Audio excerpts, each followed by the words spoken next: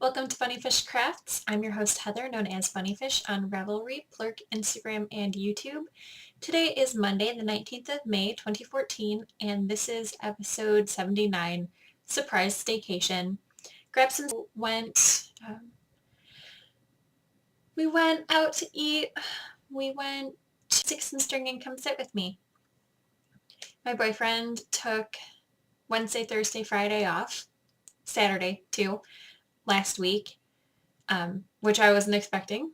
So cool, I guess, but it throws me off when he has time off, especially because I think he told me Monday afternoon that that was going to happen. So I like to plan, I like to know what I'm doing during the week, starting like Monday morning, and having things thrown off, I was like, oh, okay, well, I guess I'll get what I can done. I just don't like having my schedule messed with, so I like having advance notice, and 2 days is not enough of it. Advance notice for me that my boyfriend's going to be home all day. Because anybody who's a stay-at-home mom, or even not, anybody who has like a set routine that they get into knows that when your partner has time off and is now spending more time with you, your routine is just like, bleh, it doesn't exist. But it was fine. We did fun things. We went to the aquarium because Mara loves the aquarium. We were talking zoo or aquarium, but it was chilly and rainy the end of last week. So aquarium it was because that's indoors. It was fun. We also we went out to eat.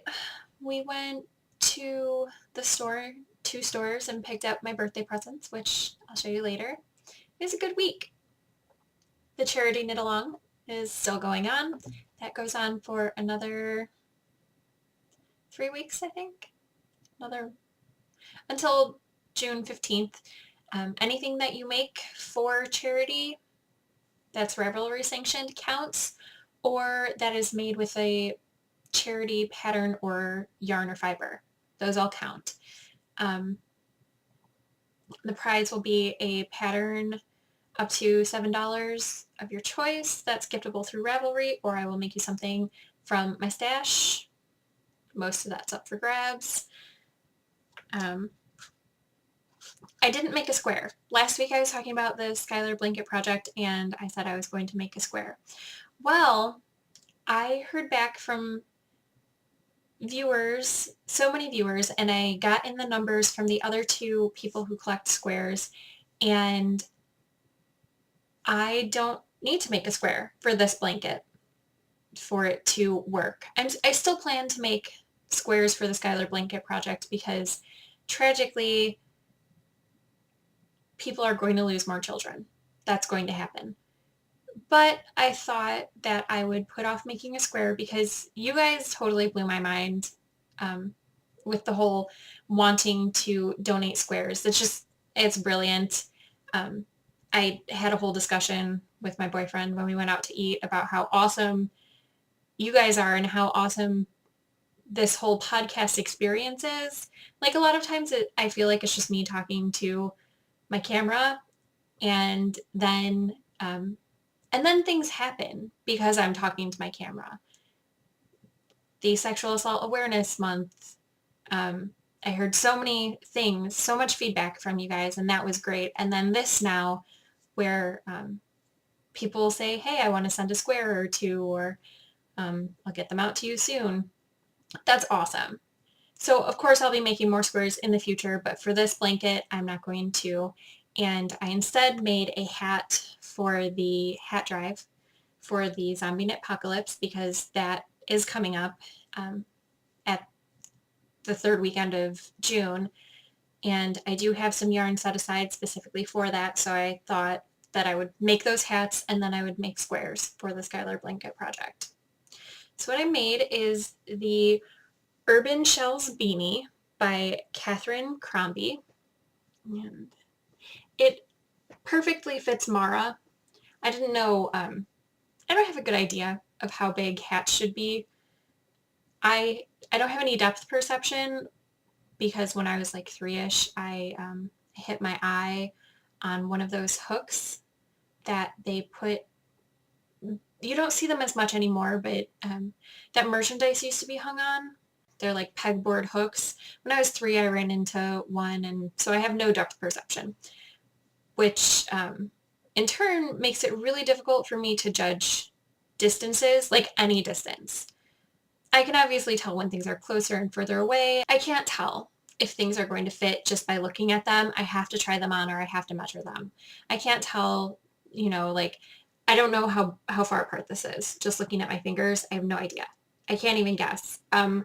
Bigger than 3 inches, less than a foot.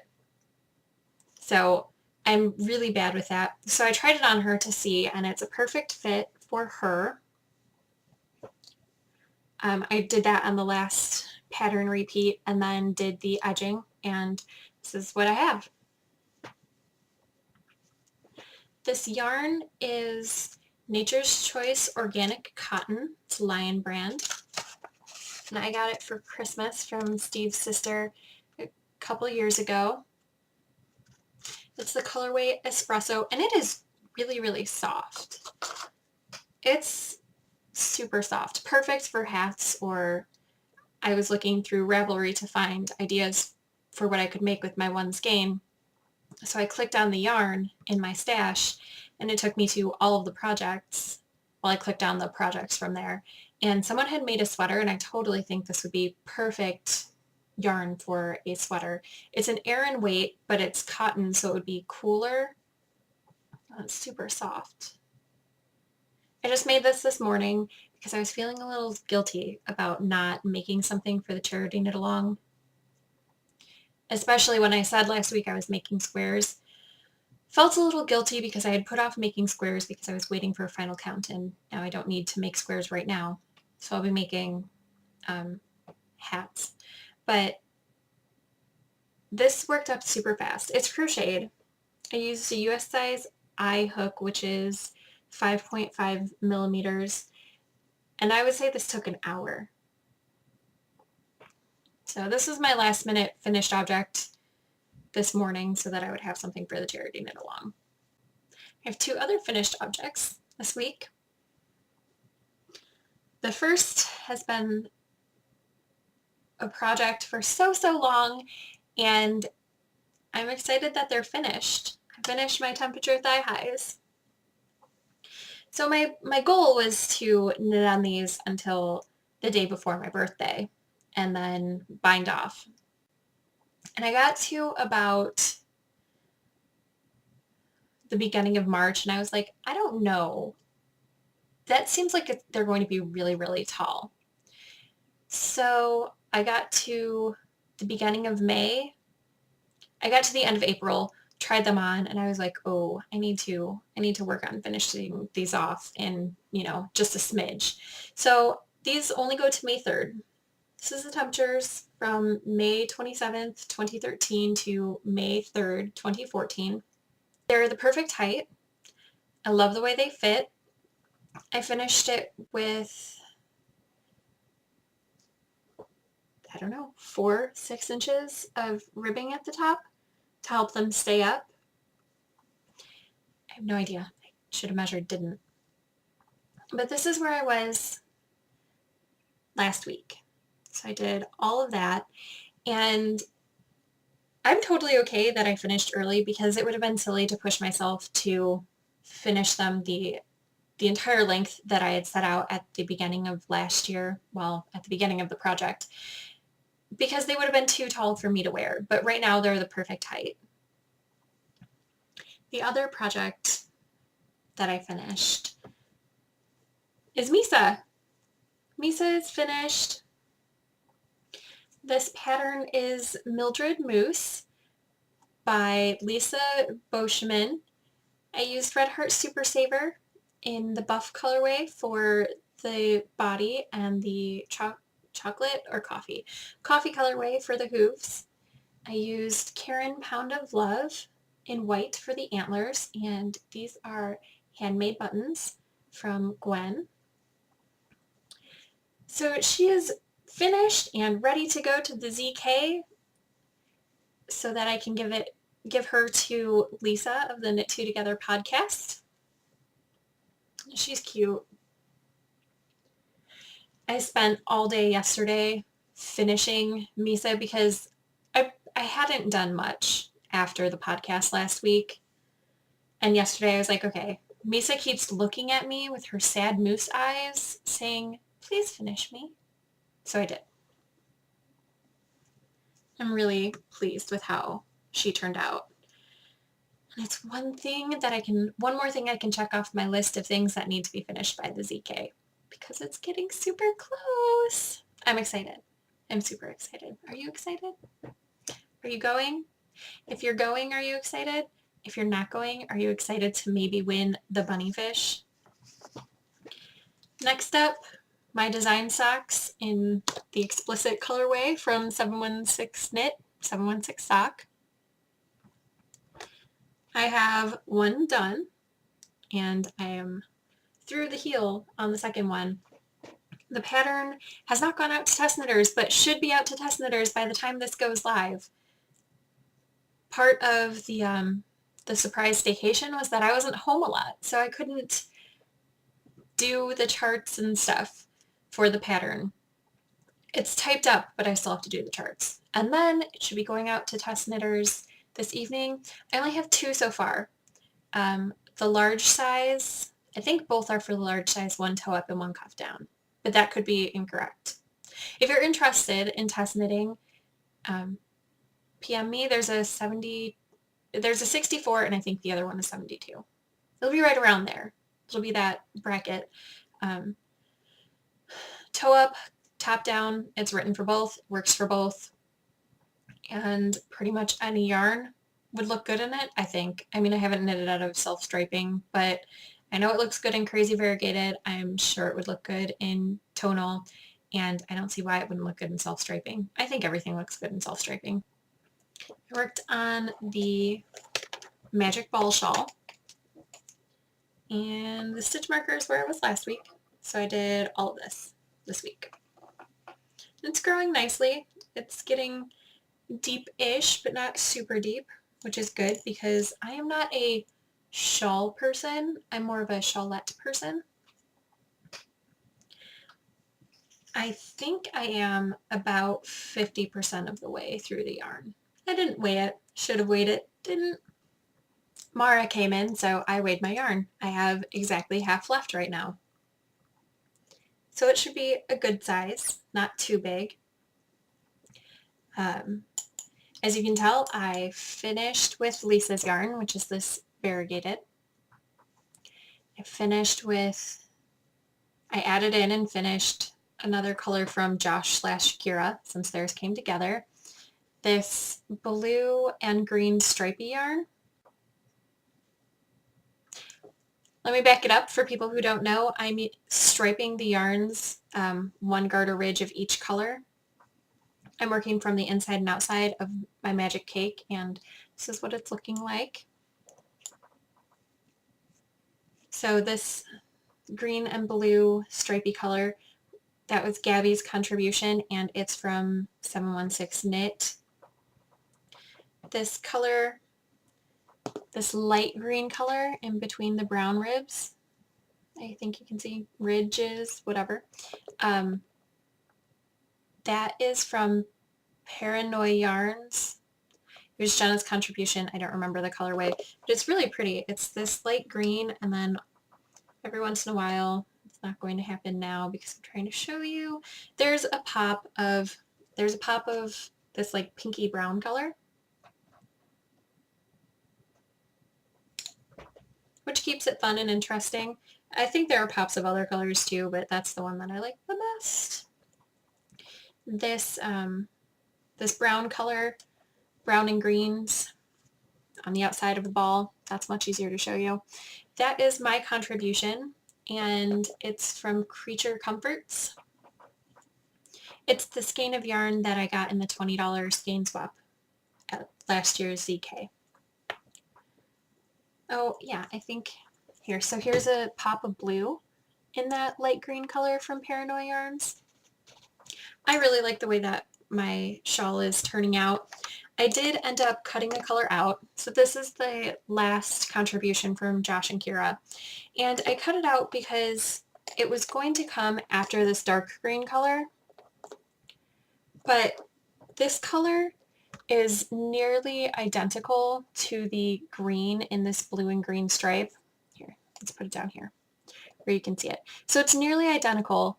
And as you can see, I have two stripes of that green. So it would have been just huge blocks of this color, which I didn't want. I wanted striping. So I pulled it out and I'm going to put it back into the skein of yarn after this Paranoia yarns is completed. I'm working that on US size 4 3.5 millimeter needles, and it's just garter stitch with lace up one edge, and I still haven't decided if I'm going to do lace on the far edge once I get there. That will be something that I will decide probably at the very last minute when I have only enough yarn left to do those rows. I got a lot done on the Mystic Spiral Sock, patterned by Josh Ricks. I was at this marker last week. So I'm nearly done with the leg. I have to finish out this band right here, do some short rows, and then do a very short stockinette section and the cuff. For comparison, this has cats all over it. For comparison, that's how much I have left to go.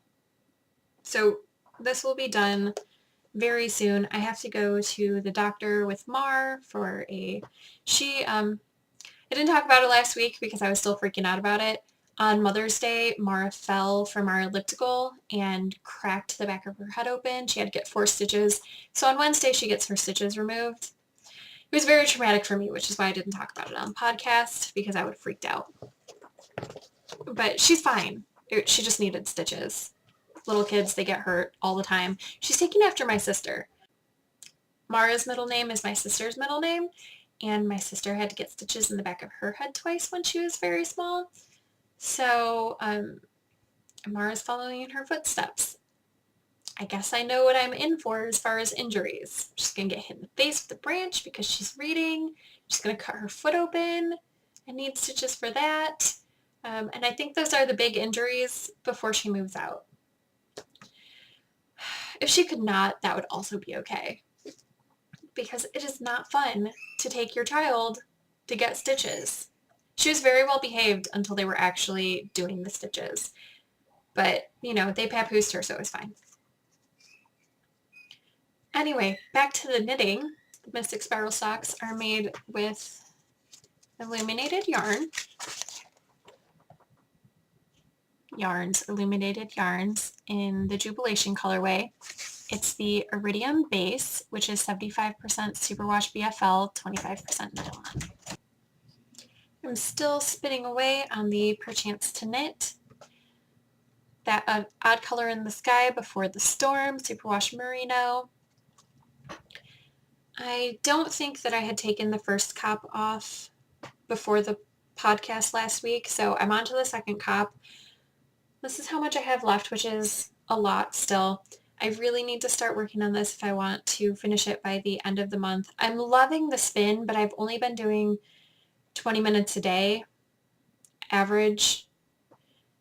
So I need to be doing more like 40 minutes a day if I want this finished in time. So hopefully that'll be finished by the end of the month. We'll see. Sock yarn blanket. I finished 9 squares, which brings my total up to 589. And it is all the squares that have stitch markers in them. All of them were ZK yarn except this one, which is Lion Brand Sock Ease in the Rock Candy colorway, one of the colors that I used in the Stinky Socks for Steve. So there they are. It's getting huge. as you can see. Get an idea of the size, which is good. Getting close. I'm getting close to having the finished sock yarn blanket. Yeah! I also did some hexapuffs. I did 8, which brings my total up to 144. I'll show you the ones made out of Haley yarn first.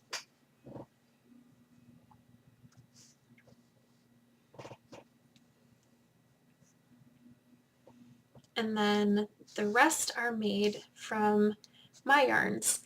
This is Knit Picks Oak Kettle Dyed, which is a discontinued Knit Picks thing. This is, I want to say this is Sensations, the one with bamboo in purple stripes.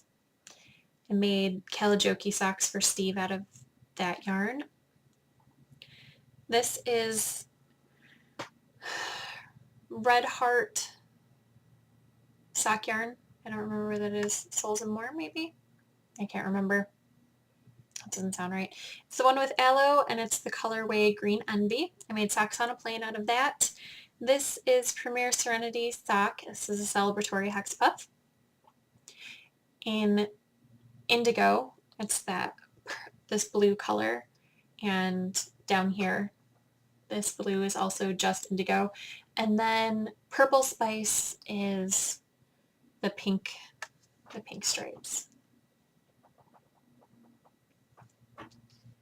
And this is Yarn Bee Walkaway in Tango with just a little bit of ballet to finish it off. I ran out with one row and the Kitchener to go. So exciting. You can see over the shoulder, right here. That is the new bag for the hexapods because the Hello Kitty bag was too small. So yay, it's now in a bigger bag. I am still putting together 1 pod onto the actual blanket a week and 3 pods together every week. So it's going along, which is good because I don't want to have to put together 800 hexapuffs or whatever at the end. That's crazy. I know people do it. I think they're crazy. I'm just not that good at putting things together. That's not the part that I like. I like the making. But exciting because I finished the temperature thigh highs. I was using a lot of scraps for those thigh highs. I didn't buy any yarn for the thigh highs. But now that I'm done, that means all of the leftover bits can now be used for hexapuffs and in my sock yarn blanket. So yay that, because I was running out of hexapuff specific yarn. And I like the yarns. So it'll be fun to add those in. And aside from that, I got a lot of new things. See this box? This box is overflowing with new things. I'm going to show you what I bought first. Well, I didn't buy. I got these for my birthday. Steve asked me what I wanted, and I wanted a specific skein of yarn and a specific set of needles, so that's what we got. I wanted a size 5 Haya Sharp because I don't have size 5 needles. I had straights, but I loaned them to a friend at knitting because she wanted to swatch. The size 5 tips on my interchangeables are broken, so I can't use that. And there is a shawl that I wanted to start. It's telling me I have no audio. Hopefully that's incorrect. There's a shawl that I wanted to start this month that I need size 5s for. So I now have size 5 circular. Awesome. And when he went in to pick them up, because I sent him in and decided to stay with the children in the car, I just wanted the needles, but he also came out with this beautiful skein of yarn. I'm not complaining that it happened to come my way. I'm just saying I would have been happy with the needles. This is Pagewood Farm, the Denali base in the color Marine Girl. It's 80% superwash merino, 20% nylon. It's beautiful. Blues and greens and kind of yellowy. Definitely a sea color, aptly named. It's beautiful. And the skein of yarn that I wanted specifically lived at Joann's, so we went to Joann's. And I got Peyton's lace sequins, so you can see the sequins in it. I want to make my mom the Dreambird, which was gifted to me by Kelly. And I had this yarn in my stash. It's Peyton's lace. I don't remember what the colorway is. My sister sent it to me and it didn't have the ball band. So I don't know. But I'm going to make it with this as the background color and this is the feather color. So I got those. Well, I got this. I already had this in stash. Because you know I'm trying to stash down. I just didn't have any appropriate red lace. I don't want to break into that giant skein of red lace because I won't use the whole thing. And I just thought this was a better idea. And then I got a birthday present from Haley. So here's my card. Gabriel insisted that it was for him. And it says that she had to replenish my Haley yarn stash, which is perfect actually, because out of the Haley yarn, I have a ball about this big. And that's it. Just one ball about this big. It's too far for me to reach right this second, otherwise I'd show you. So here's what I got from Haley. This is Deborah Norville Serenity Sock in Purple Spice, which I needed to finish off my thigh highs. It came basically at the perfect time because the last 3 rounds of them are Purple Spice, and I started using this as soon as I got it and ran out of what I had. I had this much, so a few rounds on a Hexapuff left over after I finished them. So several grams of this were used. I also received this Lion Brand Sock Ease in the Red Hots colorway, which I bought the skein of this Red Hots to go with some gray yarn I had in my stash to make Gabriel a sweater, so I can work on that. Yay! Because 2 skeins of that plus the gray yarn should be enough to hold double like a worsted and make the sweater for him. This is a bag of mini skeins. Another bag of mini skeins. Even more leftovers. 2 more mini skeins. And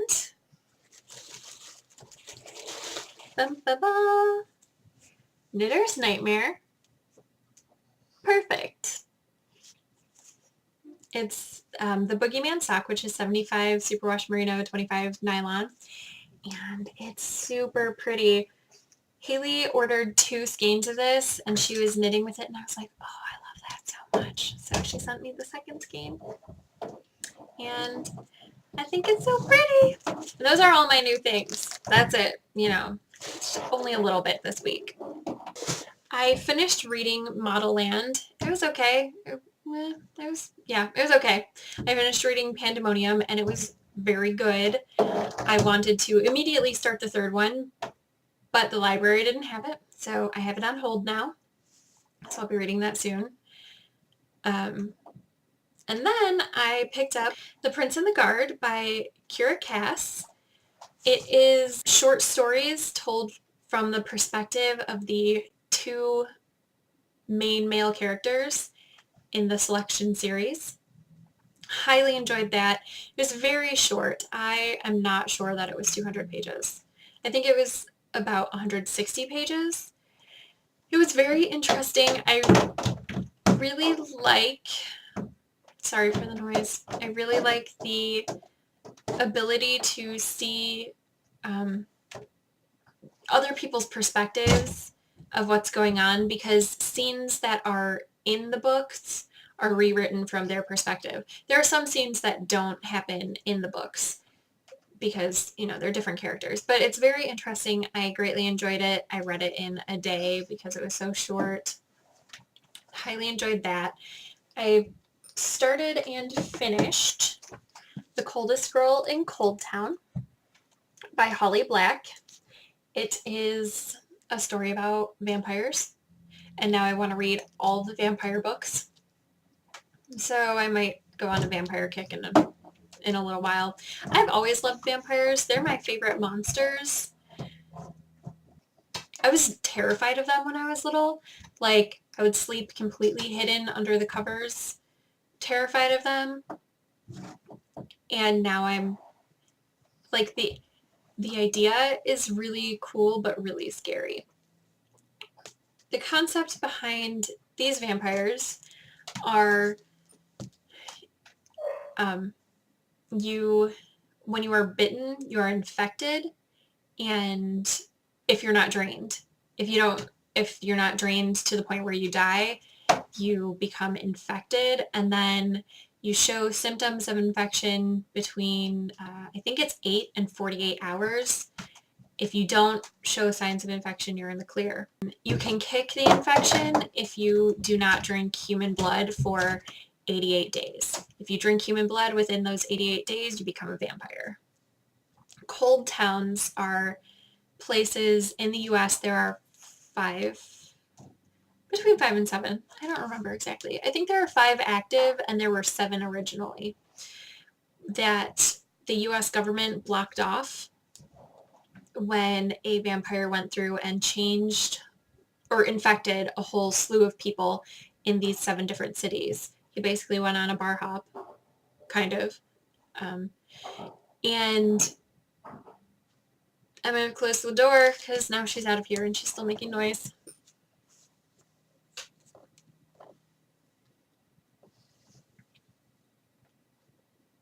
So the government put up these walls, and humans were trapped in with infected and with vampires, but they weren't all killed off. There are people who have been living there for a decade, which is when the cold towns happened, I believe.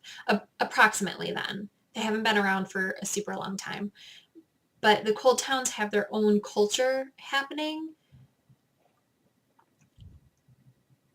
And Tanya, or Tana, Tana, I don't know how I would pronounce that because I don't, when I'm reading, names are just names, they're just words. She goes into a cold town from the outside. I really, really liked it. I really liked the main characters. I think Holly Black is brilliant, and I will be reading more vampire stuff soon. I'm kind of thinking of picking up the Anita Blake series by Laurel K. Hamilton. I read it in high school, so I read the first one more than a decade ago. I actually started with book 5. That was the first book that I read, and then I started at the beginning of the series because I didn't know it was out of order. A friend just handed it to me and was like, hey, I think you would like this, and I did. But I think I'm going to read it. I'm not going to read all of it. I think last time I read through book 11, and then I was like, really? Really? This is erotica, not stories. And even some erotica has... It was more porn than erotica because at least erotica has a storyline to it. But I think I might read the first 10 books again because I do remember enjoying them, and it's vampires and werewolves. But anyway, you'll see if I read them. I'll tell you about them.